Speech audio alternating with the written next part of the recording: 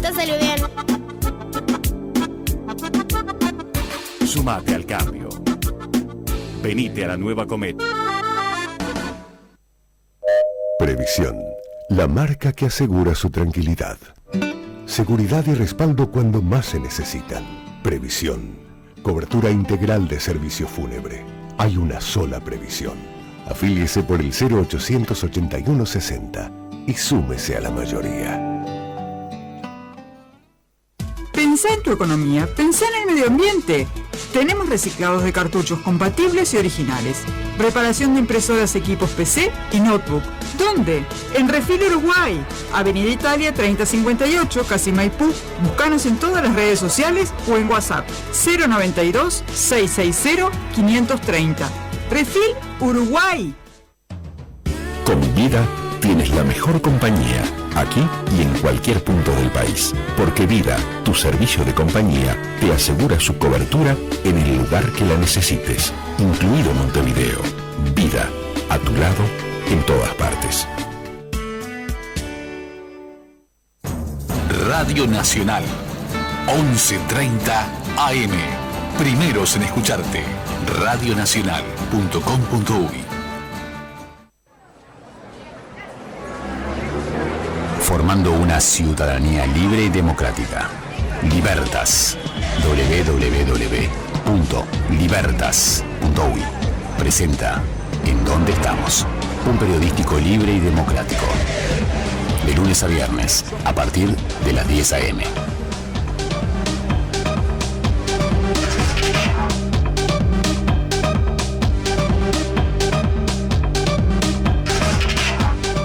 Buen día a la República Oriental del Uruguay, buen día a todos, buen día a los ciudadanos, buen día a los uruguayos que viven en el país, aquellos que viven fuera del país, pero que en definitiva constituyen la República Oriental del Uruguay. Un día vamos a hablar de ese tema, qué significa un Estado nacional, cuál es su nacionalidad, cómo es su nacionalidad, cuál es su jurisdicción.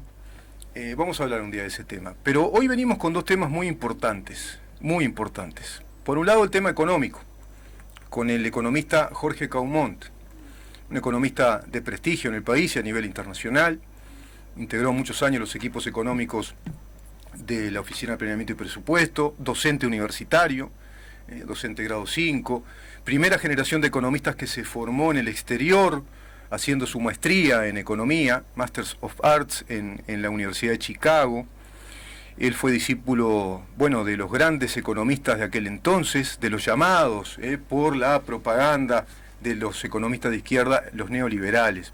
En verdad era una corriente de pensamiento que críticamente establecía una suerte de masa crítica, es decir, trabajos económicos de campo dentro de las ciencias económicas, que fortalecían teorías del mercado, teorías de la teoría liberal, y a otras las ajustaban y las criticaban. Él forma parte de esa generación que comprende lo que es la macroeconomía, la microeconomía, la economía en pequeña escala y en gran escala, la economía pública y la economía privada. Y hoy vamos a hablar con el economista Jorge Caumont, quien nos prestigia con esta columna de altísimo nivel, digamos que consultivo para nosotros, para todos, para los que nos están escuchando, fundamentalmente, que es la idea de este programa, volcar la información lo más ajustada posible y lo más calificada posible para que podamos generar la posibilidad de evaluar nuestra realidad. Y hoy vamos a hablar con él acerca del Mercosur. Ese tema, ¿no? El Mercosur, el tránsito histórico del Mercosur. Yo acá rápidamente leo para presentar la nota. El Mercosur quiere decir el mercado común del sur, eso quiere decir la sigla Mercosur, y dice este informe, es un importante proceso de integración regional. Bueno, yo no sé eso de importante proceso, la verdad que está muy en tela de juicio hoy por hoy, ¿no? Está conformado inicialmente por Argentina, por Brasil, Paraguay y Uruguay. Luego, como se dijo en su momento, llegó por la ventana, si no me equivoco, creo que en el gobierno de Mujica, ¿no? Llega por la ventana a Venezuela, suspendida por ruptura del orden democrático posteriormente, y Bolivia, y Chile como un país, digamos que invitado, que no tiene voto. Los países que sí tienen voto son Argentina, Brasil, Paraguay y Uruguay. Pero vamos a preguntarle al economista Caumont si realmente funcionó como comunidad económica, como mercado común. Y voy rápidamente a estos ejemplos. Hay uno que funciona en el mundo y parecería ser que es prácticamente el único, o quizás sea uno de los dos que funcionen: la Unión Europea. ¿Por qué? Porque la Unión Europea logra, en principio, una moneda en común. Tiene un patrón monetario, el euro. Por otro lado, tiene un Congreso, es decir, tiene un Parlamento que legisla e impone esas reglas, esas leyes que son supranacionales a todos los países que adhieren a esa Unión Europea. Por lo tanto, hay una legislación que lo que plantea es que hay políticas económicas, por ejemplo, políticas arancelarias, y un montón de temas que se deben cumplir necesariamente, y en tanto así es una unión económica que es funcional, que funciona, que se aplica en los hechos. Ahora Mercosur, más bien, parece una suerte de estructura burocrática que no ha cumplido con su propósito histórico. Bienvenido, Jorge, ¿cómo le va? Muy bien, aquí tratando de hacer un poco de caso a los que sugieren un aislamiento voluntario, ¿verdad? Uh-huh. Usando la calle lo menos posible, pero bueno, de todos modos trabajando como siempre. ¿Qué tal? ¿Todo bien? ¿Está bien usted, Jorge? Sí. Bueno, me alegro, sí. Y toda su familia, bien. Sí. Hoy la verdad que es de orden que nos preguntemos todo el tiempo esas cosas, ¿no? Estamos en un momento muy difícil, con un pico altísimo de contagios y un virus que ya circula comunitariamente hace tiempo, se perdió la traza epidemiológica. Jorge, ¿qué tema, ¿no? Que nos convoca hoy, el del Mercosur, que incluso está, yo revisaba su historia y está llenísimo de anécdotas. Hay anecdotarios muy pintorescos, incluso muy jugosos, como aquel, yo no sé si usted recuerda, aquel que creo que se dio en la presidencia de Jorge Valle cuando era Ignacio Lula da Silva presidente del Brasil, y bueno, ya Uruguay un poco cercado por los regímenes de izquierda Mercosur, y que llegó el embajador a decir que Uruguay era ese petizo rezongón, pero fue en una interna que después de algún modo tomó luz pública. Yo no sé si se acuerda aquel episodio. Sí. El petizo rezongón, le decían, ¿no? Digo para atar cabos con lo que pasó hace poco, que se lo tomó como una especie de despropósito, por algunos, como una especie de despropósito diplomático de parte de nuestro presidente. Todo lo contrario opina la gran prensa argentina, todo lo contrario opinan que realmente se desubicó el presidente argentino, incluso en calidad de anfitrión, y que la palabra lastre, viene a cuento por un montón de cosas que se podrían analizar y que usted seguramente sabe muy bien a qué se refiere el presidente actual cuando dice que el Mercosur es un lastre para el Uruguay. Qué tema, ¿eh? Sí, es un tema, pero yo creo que hay que mirar la historia de todo esto, no del Mercosur, sino desde antes del Mercosur. Nosotros quisimos emular, me refiero a América del Sur, ¿no? Sí. Quiso emular en la década del 60, principio de la década del 60, quiso emular a Europa, ¿verdad? Claro. Entonces, el Tratado de Montevideo creó la LADI, la LALC, en aquel momento. Exacto. Asociación Latinoamericana de Comercio.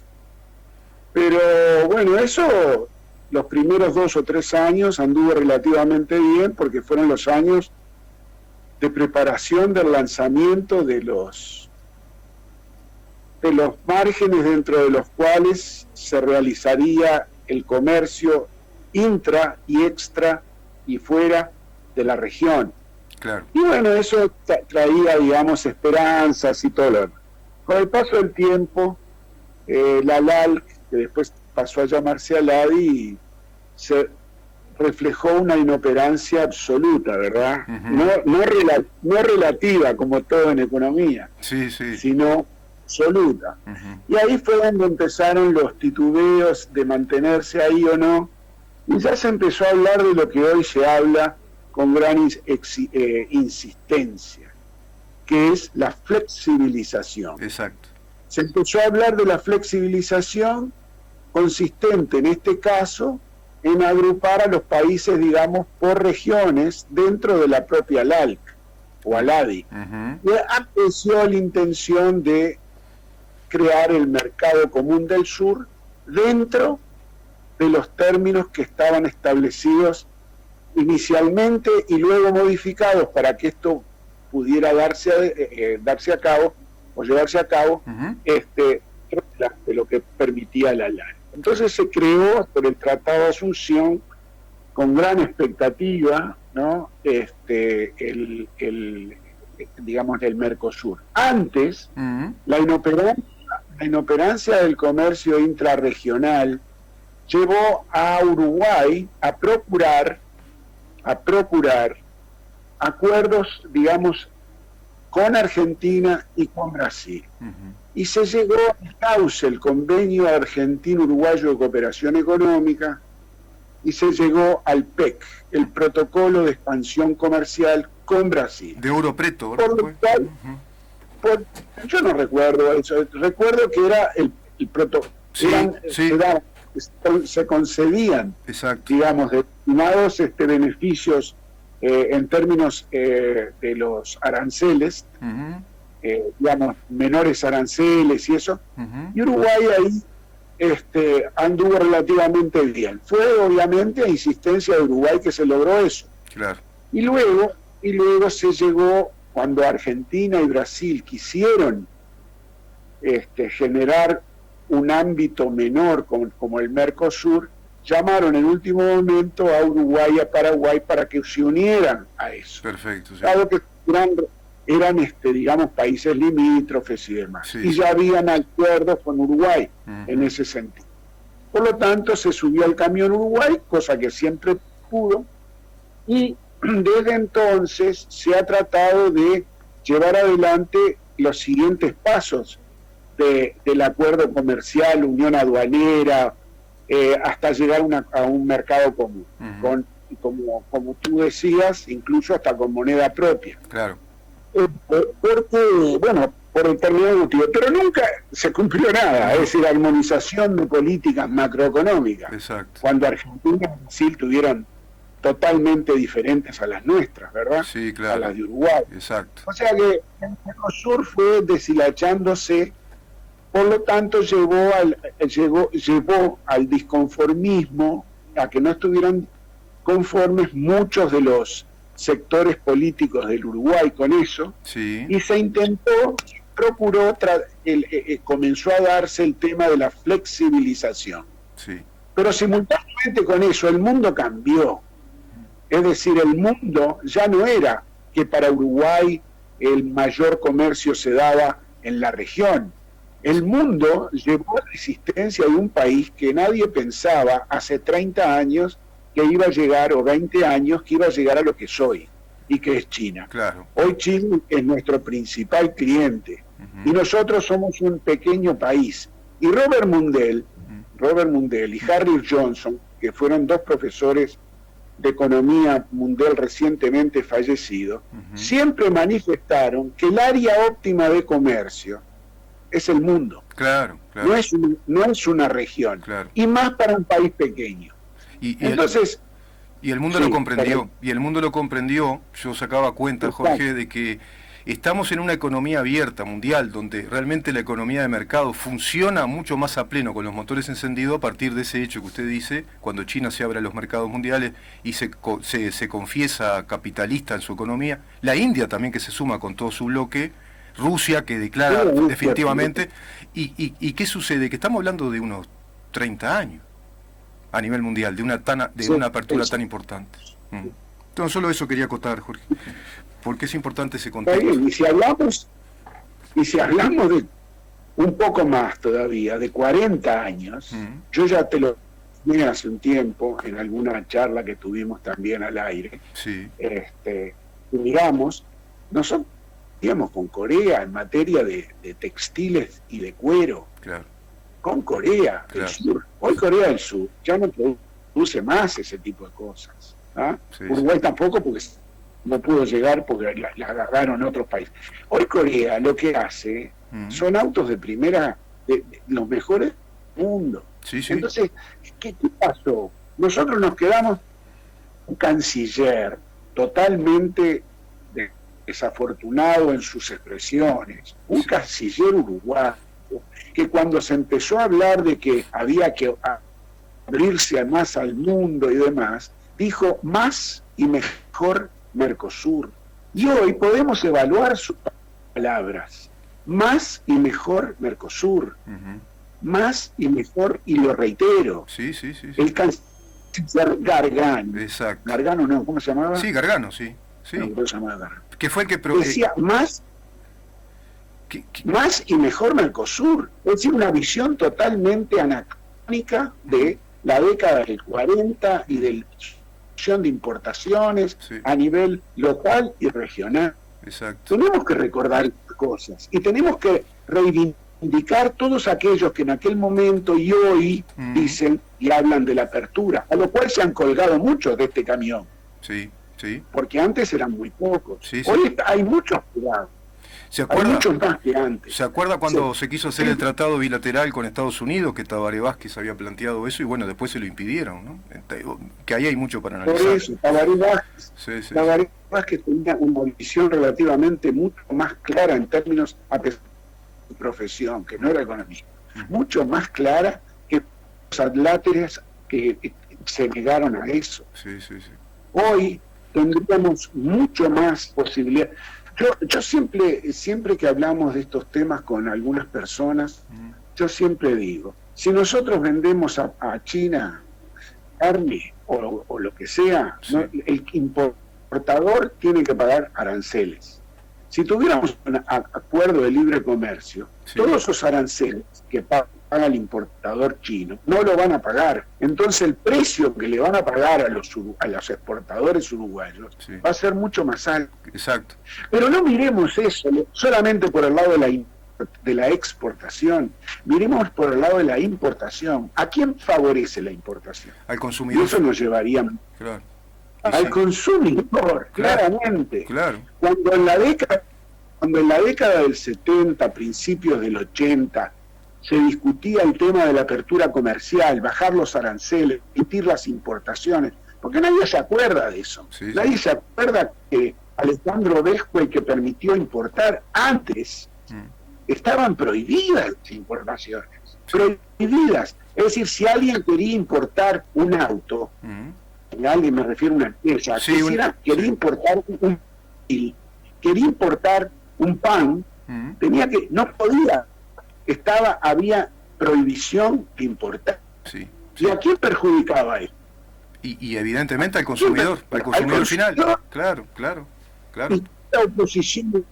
Ahora, cuando se levantaron esas cosas, esas restricciones, ¿hubo problemas para los que trabajaban allí? No hubo nada. Hubo 2 o 3 o 5 o 7 o 20, pero se beneficiaron 3 millones. Claro. Entonces, cuando 3 millones se benefician frente a 20, entonces, a 200.000, vos decís, loco, la ecuación es clara. Adelante.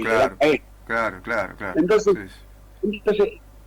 todo el tema del comercio exterior es una cosa que hay que recordarla en términos intergeneracionales, diría yo. Exacto. Mirar. Sí, Jorge. Está bueno ese repaso. No ahora que la flexibilización Sí, pero mire que hay un ejemplo que hay ahora. Ahora, le voy a aportar este dato que seguramente usted lo tiene. Lo escuché hoy de parte de... Yo considero que es un especialista que es bueno en lo que hace, que es Javier Bonilla, un sociólogo con maestría en economía política y planificación creo que de políticas económicas, de desarrollo, además aviador comercial, tiene formación militar, y él, como vivió mucho en Brasil, tiene mucha data brasileña. Parece que estamos durmiendo la siesta, y especialmente el canciller, esto corre por mi cuenta, el canciller Bustillo. ¿Por qué? Porque Brasil ahora emprende, ya lo emprendió, un proyecto de vías férreas, vuelve al tren, pero de trocha ancha, no angosta, para el transporte de mercaderías desde Río Grande del Sur hasta Maranhão, o inclusive al Belén, va a atravesar incluso Río de Janeiro. ¿Pero qué implica eso? Implica que abre un proceso de licitación privada para puertos y aeropuertos, lo cual va a permitir inversión para los despachantes aduaneros, para las empresas de cargas, descargas, transporte. Todo ese movimiento económico va a ser sumamente estratégico en la región y va a Brasil rumbo a un proyecto que puede ser parangonable al proyecto de los Estados Unidos de una gran infraestructura. Porque eso viene de la mano de la transformación de las carreteras brasileñas. Carreteras adaptadas también al transporte de mercadería, con trenes, que sabemos todos que el tren, si funciona muy bien, es una gran ventaja para el transporte seguro de mercadería, abaratamiento de costos, y eso le da competitividad. Con puertos, además, con puertos que Uruguay tendría que sumarse a ese carro y, bueno, definir esa política de puertos, Montevideo, el puerto de Rocha, atravesar todo el tema de 33, La Valleja, como rutas ahí de cabotaje o de transporte de mercadería. Y no estamos escuchando nada de eso, pero sí escuchamos una prensa que habla si estornudó o no Bolsonaro, o si dice algún disparate que ya sabemos, y no nos agrega mucho, sabemos que dice disparate. Pero por otro lado, tenemos Argentina, que es todo lo contrario. Argentina está haciendo negocios con China, una super hidrovía, nos van a meter un emisor subacuático sin que hayamos controlado, como dice el doctor Lapeire, la calidad del tratamiento de las aguas, y por su régimen ideológico ultraproteccionista, no honrando la deuda, bueno, un lastre, verdaderamente. Ahora, la gran pregunta es la que usted está planteando con esto de la flexibilidad. Creo que puede venir por ahí, pero Uruguay va rumbo a eso, no sabemos nada. Estaría bueno que sepamos algo desde el gobierno, si tiene claro ese tema, porque capaz que dormimos la siesta y no perdemos otro tren. Y sin embargo, el Uruguay se da el lujo, por un contrato anterior de espaldas al pueblo, de generar 4.000 millones de inversión de nuestro país para hacer un tren a la medida de UPM. Y está todo eso otro, ¿no? Porque nos perderíamos todo, la conexión de ruta, de vía férrea, puertos. No sé, yo le tiro el dato porque me enteré hoy, y me parece que es importante, vinculado a Mercosur, ¿no? Porque estamos hablando de un coloso de Mercosur, que quizás sea tiempo de decir, bueno, vamos a negociar con Brasil y le hacemos el pito catalán a los argentinos, ¿no? Porque en definitiva, si no, estamos durmiendo la siesta. Se me ocurre, no sé. Yo creo que siempre tenemos que tener frente de nosotros o en nuestro pensamiento, volviendo al tema comercial, que el área óptima de comercio es el mundo, claro. No es la región, ni son los vecinos, ni es nada que se le parezca. Es decir, es el mundo.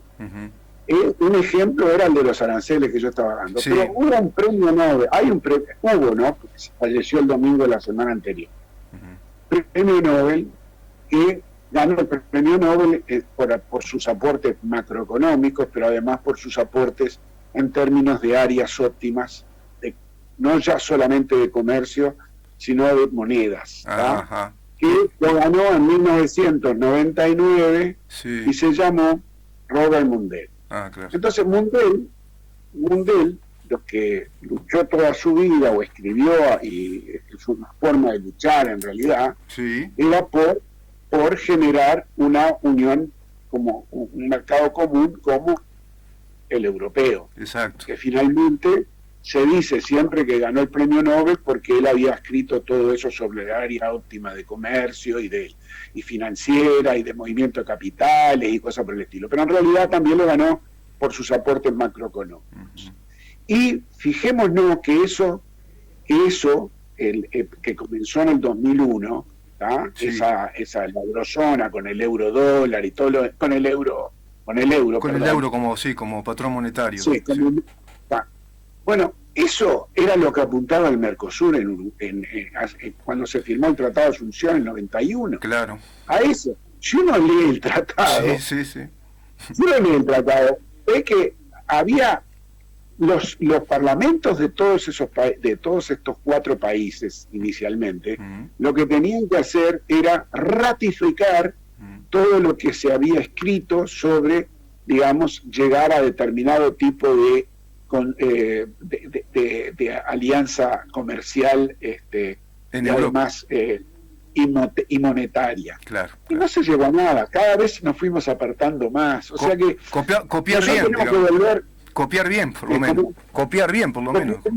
Claro, pero yo lo que veo es que acá la gente olvida o no lo sabe el pasado siempre. El pasado es fundamental. Y no lo saben. No lo saben, Jorge. No lo saben. No, porque si habla de flexibilización. Entonces, la pregunta es, ¿alguna vez hubo flexibilización con otras características, pero se intentó? Sí, hubo. ¿Qué pasó?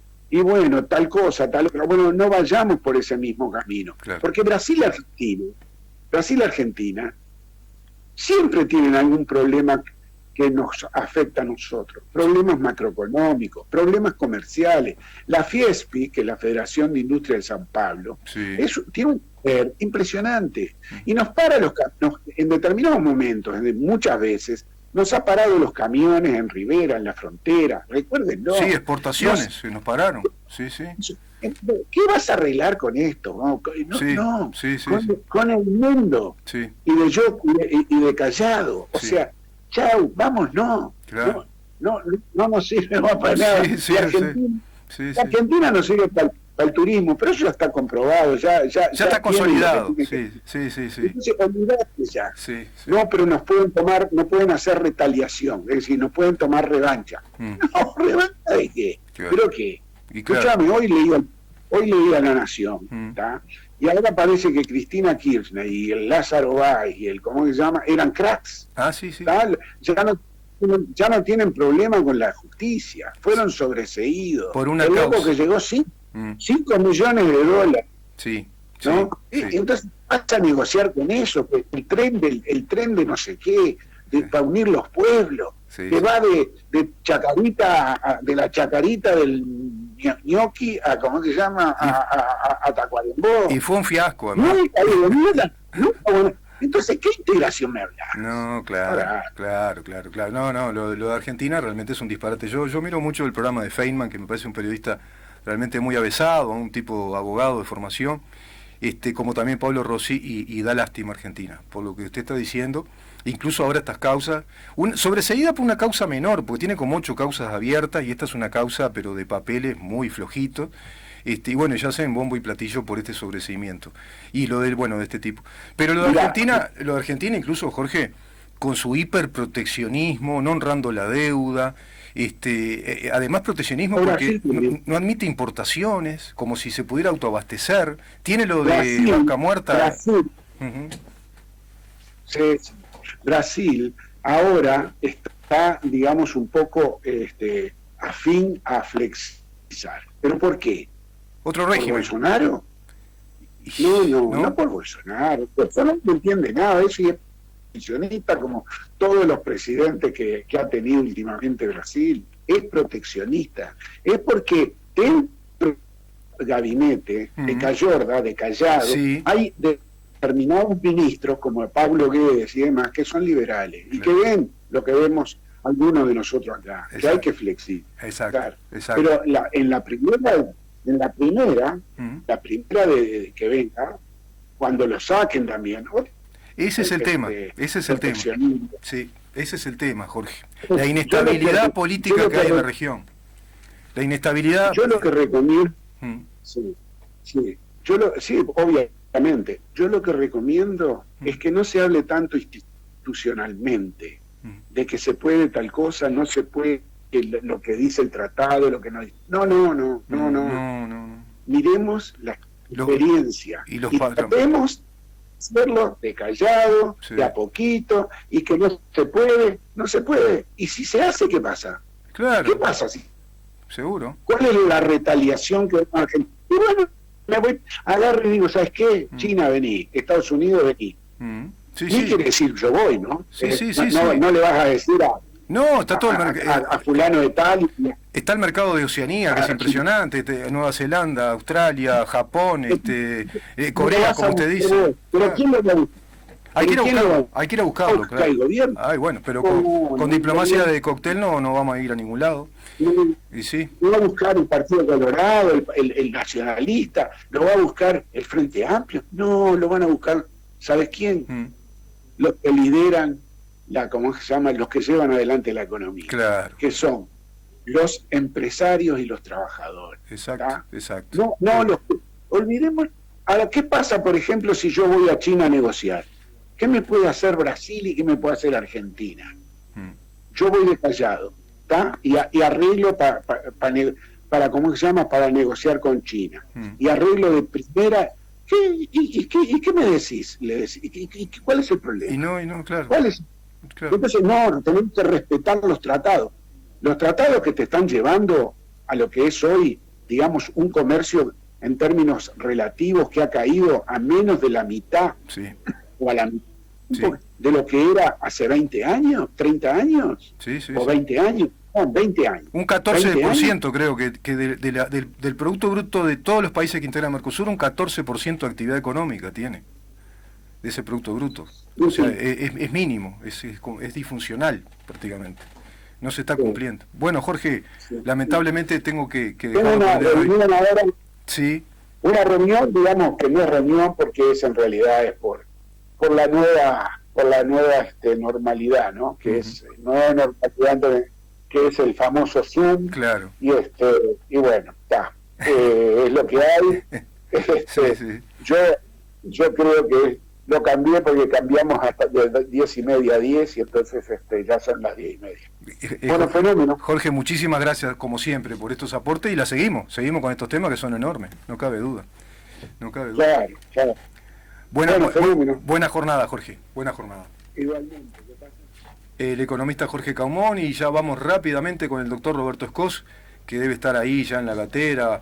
Ahora hacemos el llamado porque vamos a salir por Zoom, precisamente lo que recién mencionaba el economista Caumón, las digamos, nuevas normalidades de reuniones o notas por Zoom, y vaya que hay que aprovechar esa tecnología. Y hoy vamos a aprovechar los conocimientos de Roberto Scott, doctor en ciencia ambiental, ingeniero forestal, integra INIA, Instituto Nacional de Investigación Agropecuaria.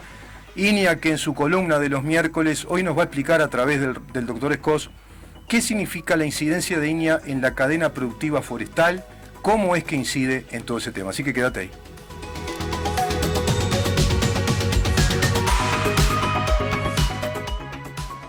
¿En dónde estamos? Es una producción de Organización Libertas. www.libertas.uy. Una puesta al aire de CX30, Radio Nacional. Periodismo independiente, libre y democrático.